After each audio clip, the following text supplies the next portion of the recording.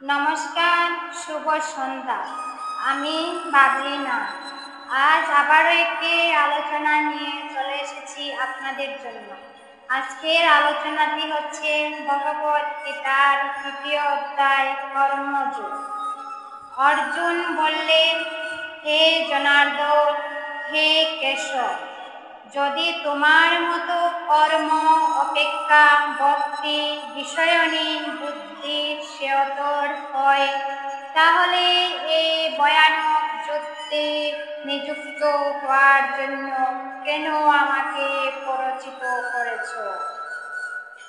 তুমি যে ব্যর্থবোধক কাব্যর দ্বারা আমার বুদ্ধি বিভ্রান্ত করছ, তাই দয়া করে আমাকে নিশ্চিতভাবে বলো, কোনটি আমার পক্ষে সবচেয়ে শ্রেয়কর। পরমেশ্বর ভগবান বললেন, হে নিষ্পাপ অর্জুন, আমি ইতিপূর্বে ব্যাখ্যা করেছি যে দুই প্রকার মানুষ আত্ম উপলব্ধি করতে চেষ্টা করে। কিছু লোক অভিজ্ঞতা লব্ধ, আবার তা ভক্তির মাধ্যমে জানতে চায়। কেবল কর্মের অনুষ্ঠান না করার মাধ্যমে কর্মফল থেকে মুক্ত হওয়া যায় না, আবার কর্ম ত্যাগের মাধ্যমে সিদ্ধি লাভ করা যায় না। সকলেই মায়াজাত গুণসমূহের দ্বারা প্রভাবিত হয়ে অসহায়ভাবে কর্ম করতে বাধ্য হয়। তাই কর্ম না করে কেউ ক্ষণকাল থাকতে পারে না। যে ব্যক্তি পঞ্চ কর্মেন্দ্রিয় সংযত করেও মনে মনে শব্দরস আদি ইন্দ্রিয় বিষয়গুলো স্মরণ করে, সেই মূঢ় অবশ্যই নিজেকে বিভ্রান্ত করে এবং তাকে মিথ্যাচারী গণ্য বলা হয়ে থাকে। কিন্তু যিনি মনের দ্বারা ইন্দ্রিয়গুলিকে সংযুক্ত করে অনাসক্তভাবে কর্মযোগের অনুষ্ঠান করেন, তিনি পূর্বোক্ত মিথ্যাচারী অপেক্ষা অনেক গুণে শ্রেষ্ঠ। তুমি শাস্ত্রোক্ত কর্মের অনুষ্ঠান করো, কেননা কর্মত্যাগ থেকে কর্মের অনুষ্ঠান শ্রেয়। কর্ম না করে কেউ দেহযাত্রাও নির্বাহ করতে পারে না। বিষ্ণুর প্রীতি সম্পাদন করার জন্য কর্ম করা উচিত। তা না হলে কর্ম এই জড়জগতে বন্ধনের কারণ। তাই হে কুন্তীয়, ভগবানের সন্তুষ্টি বিধানের জন্যই কেবল তুমি তোমার কর্তব্য কর্ম অনুষ্ঠান করো, এবং এভাবে তুমি সর্বদাই বন্ধন থেকে মুক্ত করতে পারবে। সৃষ্টির প্রারম্ভে সৃষ্টিকর্তা যজ্ঞাদি সহ প্রজা সকল সৃষ্টি করে বলেছিলেন, এই যজ্ঞের দ্বারা তোমরা উত্তরোত্তর সমৃদ্ধ হও। এই যজ্ঞ তোমাদের সমস্ত অভীষ্ট পূর্ণ করবে। তোমাদের যজ্ঞ অনুষ্ঠানে প্রীতি হয়ে দেবতারা তোমাদের প্রীতি সাধন করবে। এভাবে পরস্পরের প্রীতি সম্পাদন করার মাধ্যমে তোমরা পরম মঙ্গল লাভ করবে। যজ্ঞের ফলে সন্তুষ্ট হয়ে দেবতারা তোমাদের বাঞ্ছিত ভোগ্য বস্তু প্রদান করবে। কিন্তু দেবতাদের প্রদত্ত বস্তু তাদের নিবেদন না করে যে ভোগ করে, সে নিশ্চয় চোর। ভগদম্ব ভক্তেরা সমস্ত পাপ থেকে মুক্ত হন, কারণ তারা যজ্ঞাবশিষ্ট অনাদি গ্রহণ করেন। যারা কেবল স্বার্থপর হয়ে নিজেদের ইন্দ্রিয়ের অনাদি পাপ করে, তারা কেবল পাপই ভোজন করে। অন্যকে প্রাণীগণ জীবন ধারণ করে, বৃষ্টি হওয়ার ফলে অন্ন উৎপন্ন হয়, যজ্ঞ অনুষ্ঠান করার ফলে বৃষ্টি উৎপন্ন হয় এবং শাস্ত্রোক্ত কর্ম থেকে যজ্ঞ উৎপন্ন হয়। যজ্ঞাদি কর্ম বেদ থেকে উদ্গত হয়েছে এবং বেদ অক্ষর বা পরমেশ্বর ভগবান থেকে প্রকাশিত হয়েছে। অতএব সর্বব্যাপক ব্রহ্ম সর্বদা যজ্ঞে প্রতিষ্ঠিত আছেন। হে অর্জুন, যে ব্যক্তি এই জীবনের বেদের দ্বারা প্রতিষ্ঠিত যজ্ঞ অনুষ্ঠানের পন্থা অনুসরণ করে না, সে ইন্দ্রিয় সুখ পরায়ণ পাপী ব্যক্তি বৃথা জীবন ধারণ করে। কিন্তু যে ব্যক্তি আত্মাতে প্রীত, আত্মাতে তৃপ্ত এবং আত্মাতে সন্তুষ্ট, তারা কোনো কর্তব্যই নেই। আনন্দময় অনুভবকারী ব্যক্তির এই জগতে ধর্ম অনুষ্ঠানের কোনো প্রয়োজন নেই এবং এই প্রকার কর্ম না করার কোনো কারণ নেই। তাকে অন্য কোনো প্রাণীর উপর নির্ভর করতেও হয় না। অতএব কর্মফলের প্রতি আসক্তি রহিত হয়ে কর্তব্য ব্যাপক সম্পাদন করো। অনাসক্ত হয়ে কর্ম করার ফলে মানুষ পরতত্ত্বকে লাভ করতে পারে। জনক আদি রাজারাও কম ধারায় সংসিদ্ধি প্রাপ্ত হয়েছিলেন।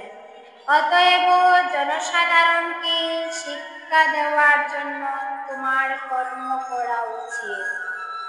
শ্রেষ্ঠ ব্যক্তি যেভাবে আচরণ করেন, সাধারণ মানুষেরাও তারা অনুকরণ করে।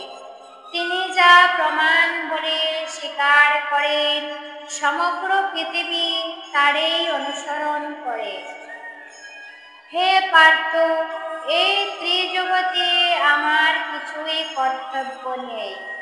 আমার অপ্রাপ্ত কিছু নেই এবং প্রাপ্তব্যও কিছু নেই, তবুও আমি কর্মে ব্যাপৃত আছি। হে পার্থ, আমি যদি অনশল হয়ে কর্তব্য কর্মে প্রবৃত্ত না হই, তবে আমার অনুভূতি হয়ে সমস্ত মানুষই কর্ম ত্যাগ করবে। আমি যদি কর্ম না করি, তাহলে এই সমস্ত লোক উৎসন্ন হবে।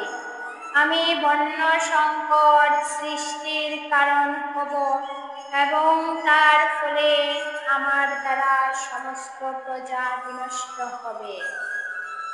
হে ভরত, অজ্ঞানীরা যেমন কর্মফলের প্রতি আসক্ত হয়ে তাদের কর্তব্য কর্ম করে, তেমনি জ্ঞানীরা অনাসক্ত হয়ে মানুষকে সঠিক পথে পরিচালিত করার জন্য কর্ম করবেন। জ্ঞানীমান ব্যক্তিরা কর্মাসক্ত জ্ঞানহীন ব্যক্তিদের বুদ্ধি বিভ্রান্ত করবেন না, বরং তারা ভক্তিযুক্ত চিত্তে সমস্ত কর্ম অনুষ্ঠান করে জ্ঞানহীন ব্যক্তিদের কর্মে প্রবৃত্ত করবেন। অহংকার মহাচন্ন জীব জড়া প্রকৃতির ত্রিগুণ দ্বারা ত্রিমান সমস্ত কার্যকে স্বীয় কার্য বলে মনে করে। আমি কর্তা, এইরকম অভিমান করে। হে মহাবাহু, তত্ত্বজ্ঞ ব্যক্তি ভগদত্তমুখী কর্ম ও সকাম কর্মের পার্থক্য ভালোভাবে অবগত হয়ে কখনো ইন্দ্রিয় সুখ ভোগাত্মক কার্যে প্রবৃত্ত হয় না। জড়া প্রকৃতির গুণের দ্বারা মোহচ্ছন্ন হয়ে অজ্ঞান ব্যক্তিরা জাগতিক কার্যকলাপে প্রবৃত্ত হয়। কিন্তু তাদের কর্ম নিকৃষ্ট হলেও তত্ত্বজ্ঞানী পুরুষেরা সেই মন্দবুদ্ধি ও অল্পজ্ঞানী ব্যক্তিকে বিচলিত করে না।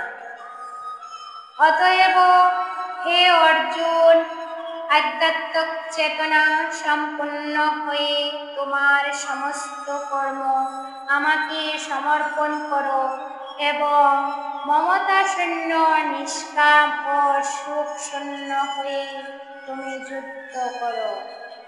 আমার নির্দেশ অনুসারে যে সমস্ত মানুষ তাদের কর্তব্য কর্ম অনুষ্ঠান করেন এবং যারা শ্রদ্ধাবান ও মাৎসর্যরহিত হয়ে এই উপদেশ অনুসরণ করেন, তারাও কর্মবন্ধন থেকে মুক্তি হন।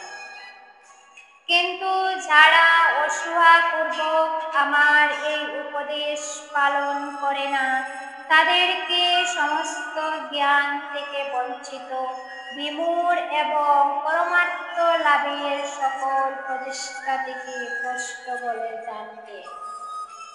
জ্ঞানবান ব্যক্তিও তার স্বভাব অনুসারে কার্য করেন, কারণ প্রত্যেকেই ত্রিগুণজাত, তার স্বীয় স্বভাবকে অনুগমন করেন।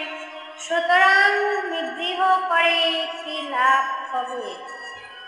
সমস্ত জীবনে ইন্দ্রিয় কার্য বস্তুতে আসক্তি অথবা বিরক্তি অনুভব করে, কিন্তু এভাবে ইন্দ্রিয় ও ইন্দ্রিয়ের বিষয়ের বশীভূত হওয়া উচিত নয়, কারণ তা পারমার্থিক প্রগতির পথে প্রতিবন্ধক।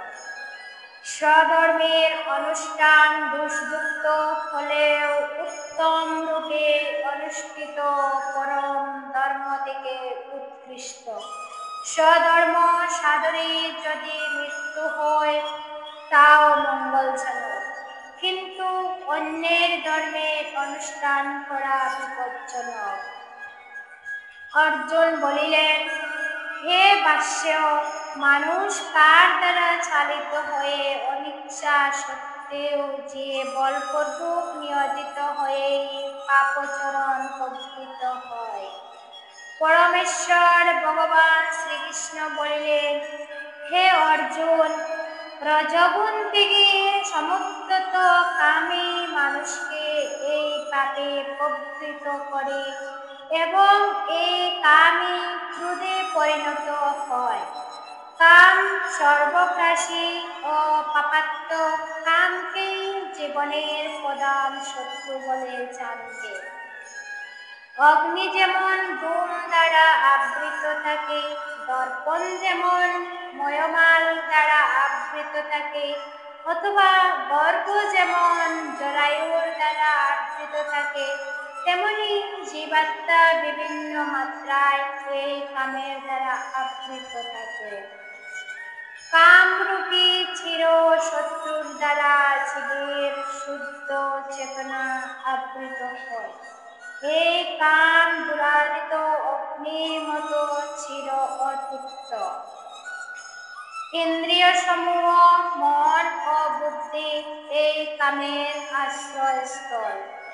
এই ইন্দ্রিয় আদির দ্বারা কাম জীবের প্রকৃত জ্ঞানকে আচ্ছন্ন করে তাকে বিভ্রান্ত করে।